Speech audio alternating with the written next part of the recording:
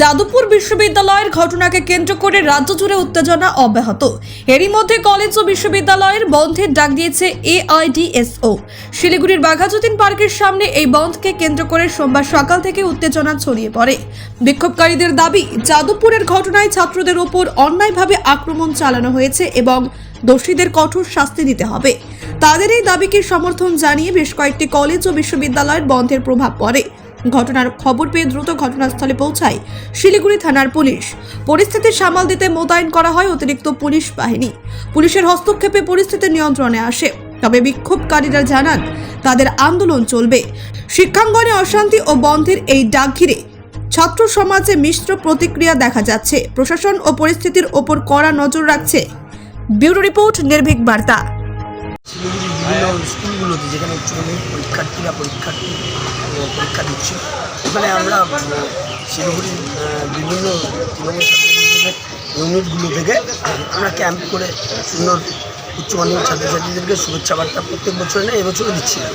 দিতে দিতে খবর পাই নর্থ বেঙ্গল ইউনিভার্সিটির একটি বাস বাঘাযতীন পার্কের সামনে এআইডিএসও এবং ডিএসও বামপন্থী সংগঠন ওরা আটকে দেয়। ওরা রাস্তাটাকে ব্লক করে দেয়। ওই সময় উচ্চ মাধ্যমিক ছাত্রছাত্রীরাও যেতে পারছিল না রাস্তা দিয়ে।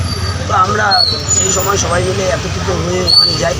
প্রশাসনও থাকে, প্রশাসন তারপরে ওদেরকে আস্তে আস্তে খালি করে দেয়। কিন্তু ওনাদের কথা হচ্ছে যে বাসে কোনো স্টুডেন্ট ছিল না, আপনারা গিয়ে ওখানে একটা ঝামেলা উত্তেজিত। বাসে স্টুডেন্ট ছিল না, বাসে স্টুডেন্ট যে স্টুডেন্ট ছিল সেই স্টুডেন্টকে নামিয়ে মারাও হয়েছে। সে অলরেডি হসপিটালে আছে। ও প্রচুর বুকে লাত মেরেছে ওই এআইডিএসও ছেলে এবং মেয়েরা দুজনে। আমরা আমাদের উচ্চতর নেতৃত্বের সাথে কথা বলে ওদের নামে একটু করে আমরা থানায় কেস দেবো। ওরা আজকে এই দিনে আপনারা প্রথমে ভাবুন যে আমরা যারা শিক্ষিত সমাজের যারা মানুষ, আজকে উচ্চ মাধ্যমিক পরীক্ষা মানে বাংলার একটা ঐতিহ্যর দিন, যে নতুন ইয়াং জেনারেশন উঠে আসবে, এই সময় এরা কী করে আন্দোলন করতে পারে, কী করে ধর্মঘট ডাকতে পারে?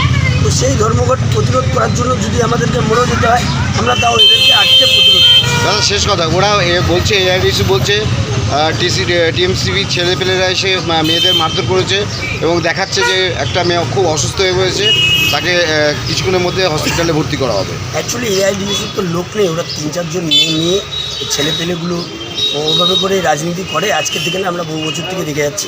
আমরা যদি ওদেরকে মারতাম, আমরা তৃণমূল ছাত্র পরিষদ এখানে জাস্ট একটা কলেজে হয়তো দাঁড়িয়ে নেই, আমরা যদি ওদেরকে মারতাম ওরা বাড়ি যেতে পারতো, ওরা হসপিটালও যেতে পারতো। আমরা কখনোই মারার পক্ষে না। দিদি কখনোই বলেনি যে বদলা নাও, আমরা কখনোই বদলের পক্ষে। সবসময় আমরা বদলের পক্ষে। আমরা সবসময় শান্ত করে, আমরা যেহেতু সিনিয়র নেতৃত্ব ছিলাম, আমার সাথে সৌরভ ভাস্কর জেলার সহসভাপতি, শিলিগুড়ি টাউনের প্রেসিডেন্ট বিশ্বও ছিল, আমরা আরও সিনিয়র নেতৃত্ব ছিল। আমরা সুন্দর করে ওদেরকে বুঝিয়ে সাইড করে দিয়েছি। ওরা যেতে যাচ্ছিল না, তারপর প্রশাসনের মতো সাইড করে দিয়েছি। আপনার নামটা? গোপাল সরকার, সহসভাপতি, দার্জিলিং জেলা তৃণমূল ছাত্র পরিষদ।